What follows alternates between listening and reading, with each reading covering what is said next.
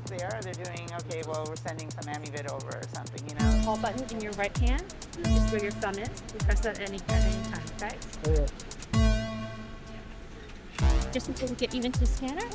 Lying here, getting ready to have my head scanned for a potentially life-altering diagnosis of brain disease is not where I thought I'd be 10 years ago. But in a weird way, I'm glad I'm here. So here we go.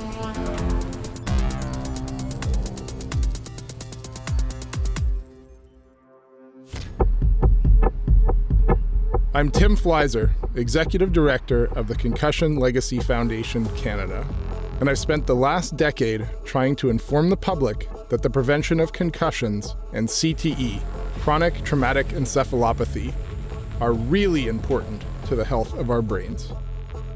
I've lobbied international sporting bodies in Amsterdam, raised awareness to, well, anyone who would listen, and even taken my cause to Parliament.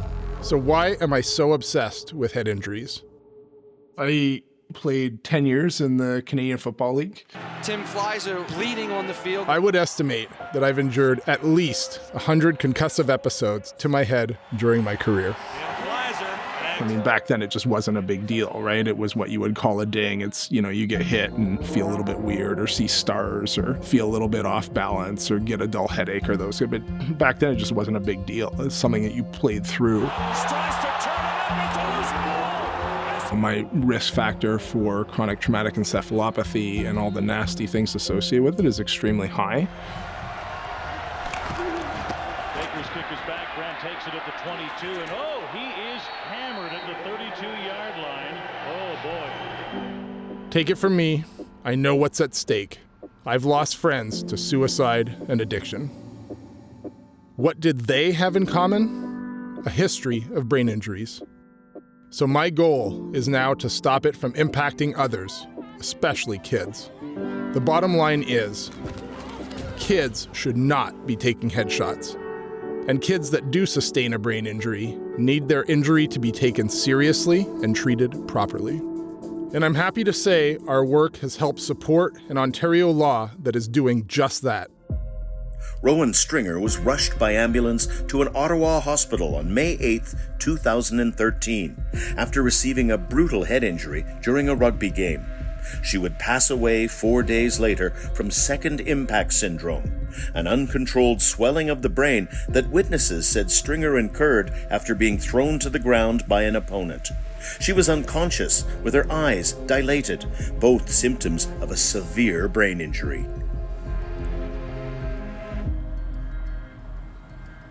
Sadly, Rowan's Law, which is now 6 years old, came about due to the tragedy that afflicted Gord and Kathleen Stringer when their daughter Rowan died as a result of multiple head injuries sustained on the rugby field in 2013. They believe there were 3 concussions over a period of 6 days.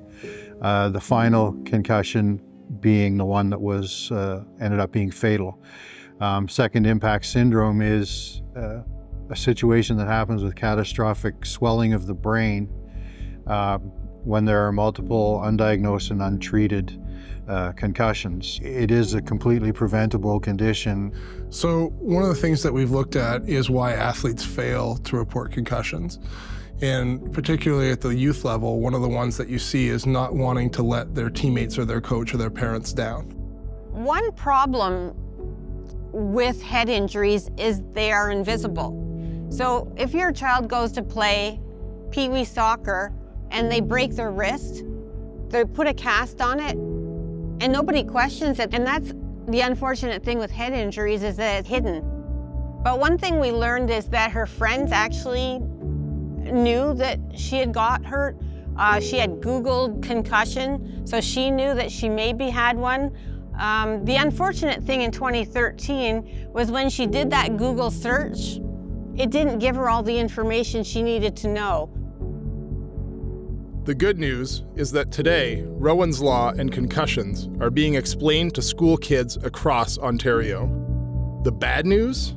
The rest of the provinces and Ottawa are dragging their feet. And so that's the challenge now, is to try to engage the other provinces. We have the Rowan's Law Handbook. We've done like the groundwork, and the other provinces could work off that quite easily. The template is there, and to my mind, I've looked internationally, and Ontario right now has, in my opinion, the gold standard to be emulated. Yeah, this is a good thing. We should all be doing this. The Stringers aren't alone in pushing governments to follow Ontario's lead with Rowan's Law. Long-time Canadian Football League star running back, and now Ontario's Minister of Sport, is also on the case. My name is Neil Lumsden, and I grew up in this area around Northern Secondary School, played 3 years of football here before I went off to the University of Ottawa. 3 of the greatest years of my life. But back then, concussions, CTE, and brain injuries were far from top of mind. As a matter of fact, in those days, you were taught to lead with the front part of your helmet, your forehead, on contact. So that was your center point on how you made contact with people. But it was never a thought that it was translating into something down the road that was much more serious. He made it. What a hit that was. In a word, wow. That might be the hit of the year. A good friend and a teammate many years ago, they thought that he ended up committing suicide because they thought he was suffering from CTE. I see way more of it than I wish I have, sadly. So for me, thanks to Rowan's Law and Rowan Stringer's family, based on what happened to her, that people need to be more aware of what an ongoing impact to the head and neck can mean long term. The impact that Rowan's Law has made in her family and the previous minister, Lisa MacLeod, changed the landscape completely. I do want to talk to you about the seriousness of head injury and also the possibility of it being fatal. You can't put your kid back on the ice or on the pitch or on the field or on the court if they have a head injury. But like the Stringers, Neil Lumsden also sees other provinces and the federal government delaying when it comes to head injuries. It's been very frustrating when I sit down at those meetings. It does seem like a no-brainer. So, for now, guided by Rowan's Law, the Ontario government simply wants to ensure every parent recognizes the concussion signs. And you can tell, because I've had to do it. And you look your son or your daughter in their eye after you think something's wrong, you know something's wrong. And that's when you step in and say, okay, you're not playing tomorrow. You're not playing next week. We're going to the doctor and we're going to get you looked at. In Ontario, we know that so many kids have less injury and are more educated. We don't want to see that ever happen to another family. The loss of a child is so devastating that it's hard to put it into words, and I don't want other people to understand it because I would never want you to go through it. And so that was hard because, of course, her friends have jobs and they're getting married and they're having children. But for me, I feel like Rowan's fulfilled her dream of helping children because the law has saved children's lives and also prevented injury. So in that way, Rowan's been hugely successful in what her dream has been, and that was making the lives of children better. She's not here, but it was our job to deliver on the potential that she had. The work we are doing with Rowan's Law is changing concussion behavior, as well as the understanding of what happens with severe blows to the head. But the new science is also highlighting that even smaller hits to the head, repeated over and over again, also leads to massive problems. It's called CTE. Chronic traumatic encephalopathy is a brain disease that's associated with repetitive impacts over time. So in other words, your risk factor for chronic traumatic encephalopathy is not how many concussions you've had, but how many repetitive head impacts you've had. And unfortunately, the disease continues to spread even after the impacts stop. So in other words, after athletes retire. So what you often see is people presenting with symptoms sometimes, decades after their careers are over.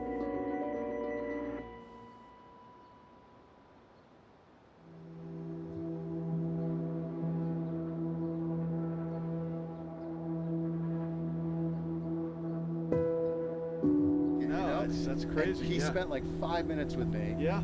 And I got in a car and I said to my dad, I was like, I want to go play for him. My name is Bruce Murray, and I'm a former U.S. World Cup Olympic soccer player, and I'm in the Hall of Fame 2011. Back in the day, we would do corner kick practice, and they'd whip balls in at 80 miles an hour, and you'd get 30, 40 reps, and you stumble back to the line and head another one, and you knew it wasn't right. I had a number of serious concussions when I was playing.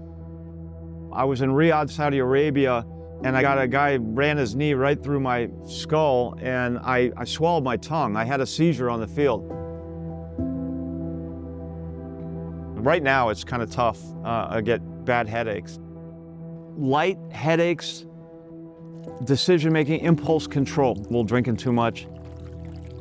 So that's what happens with CTE, where it's these non-concussive impacts that total up over time. What's historically happened is that a lot of these issues, whether it be impulse control, behavioral problems, whether it be addiction issues, whether it be violence, these are all things that people thought were just a result of mental health issues. This is going to be the death of me.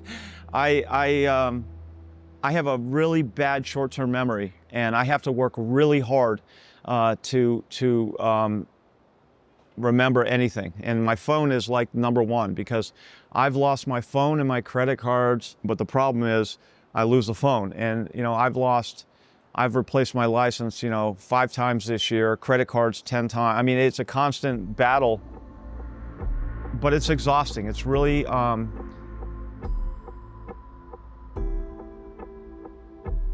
So where the discussion of the disease started was with boxers. Okay? I don't think it's news to anybody that boxers would end up with long-term issues. Right? It was punch drunk syndrome, or dementia pugilistica was the clinical term that they were using. And what it all boils down to is a protein called tau, a usually healthy protein in our brains that turns bad.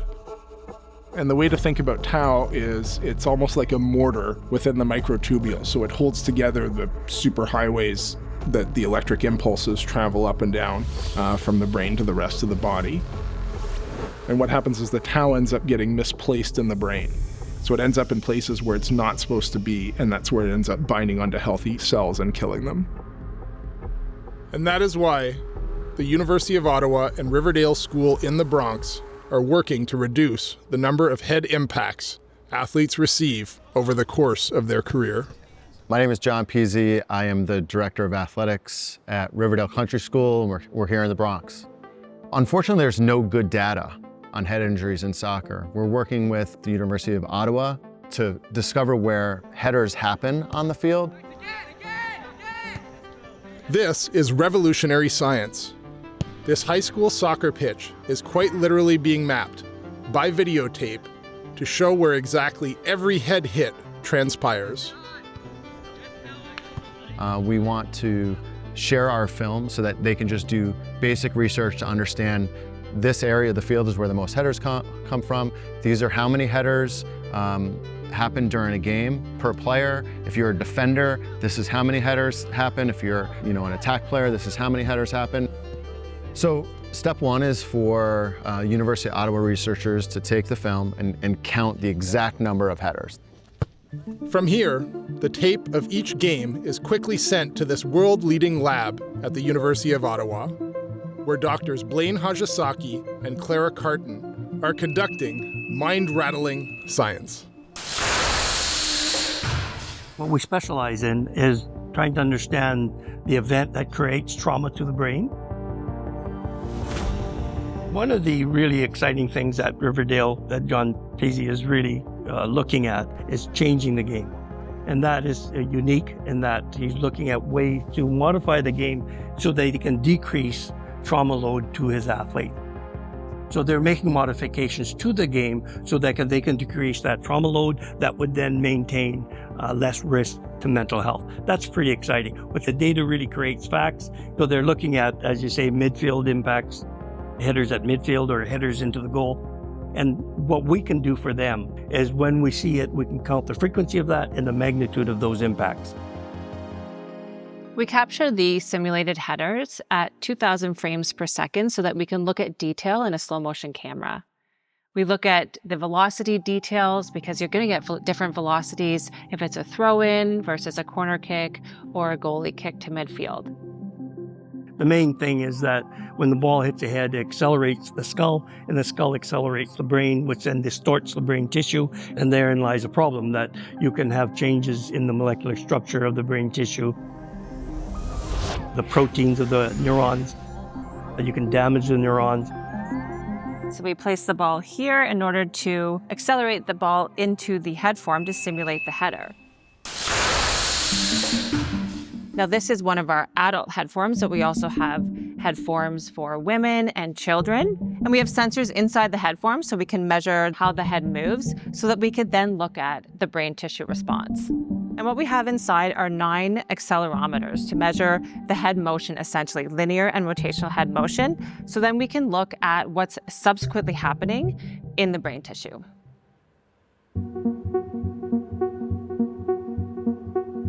Mapping the number of hits on a field, or to my head, is the science I wish I had decades ago. And that's why I'm here at CAMH in Toronto, the most cutting-edge lab in the world on brain imaging. I volunteered to be the first patient ever to have my brain scanned with this man's new radioactive tracer. We're not disrupting anything in the brain. Dr. Neil Vazdev is the world's foremost brain expert on radiochemistry for CTE and other neurodegenerative diseases. Dr. Vazdev's goal here is to detect if CTE is starting to show up in my still very much alive brain. All right, well, welcome to our CAMH Brain Health Imaging Center. The center's been around for about 35 years. We're one of the largest facilities in the world dedicated solely to brain health. We have a total of 2 labs and 17 hot cells where we manufacture new radioactive pharmaceuticals for imaging the living human brain. Hey, Tim, thanks so much for coming today. This is awesome. We appreciate you being patient 0001. This is a first-in-human brain imaging study. This is a historic moment for us at CAMH, and we appreciate you helping us try to solve the concussion crisis. As you know, CTE can only be detected post-mortem, but we want to be the first lab in the world to detect CTE in life. What you're seeing here is a state-of-the-art positron emission tomography, or PET scanner, which is combined with CT, or CAT scanning, which gives you an X-ray. So we can get an X-ray of the brain, which gives you the structure, and a PET scan of the brain, which tells us about the function at the exact same time. Tim's going to be going into the scanner. We're going to be injecting him with a brand new radioactive tracer that was developed here at CAMH. And we're so excited about this because this is the first in human scan with this tracer. This ring is full of detectors. So when the 2 detectors on this side or this side get a hit, it starts to draw coincidence lines, and that's how we localize the radioactive source. And that's what gives PET its exceptional resolution. Pharmaceutical, they put it on L-DOPA, and my boss, he injected his boss. Pretty honored to be able to be the first guy to go into the scanner and to have my brain looked at. They need healthy controls for this study. Trying to figure out why, after years and years and years of football and hockey and soccer and repetitive head impacts, that I'm asymptomatic when so many of my colleagues are not and have suffered. If I'm going to ask people to sign up for research and to be part of this stuff, I better be the first guy in. So here we go.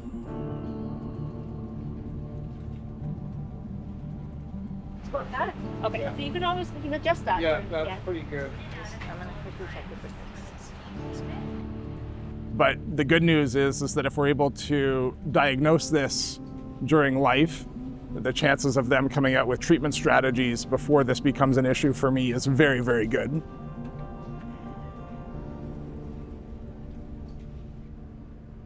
So far, the only way to diagnose the accumulation of this protein called tau was through autopsy. But now, with this new potential biomarker, we might be able to identify in vivo. In vivo means when the patient is still alive, of course, and that's where we want to have an impact. And that's ultimately our aim, to identify potential therapies that could interfere with this accumulation of tau. Now, I'm going to walk you through and show you what's happening in real time. Tim is in the PET CT right now. The radioactivity was injected about an hour and a half ago. And we're watching the radio tracer distribute in the brain over the course of 2 hours. What's happening now is we're also taking blood samples from him so we can analyze how the radio tracer is being metabolized in real time. Right now, they're analyzing the blood from Tim that's being drawn.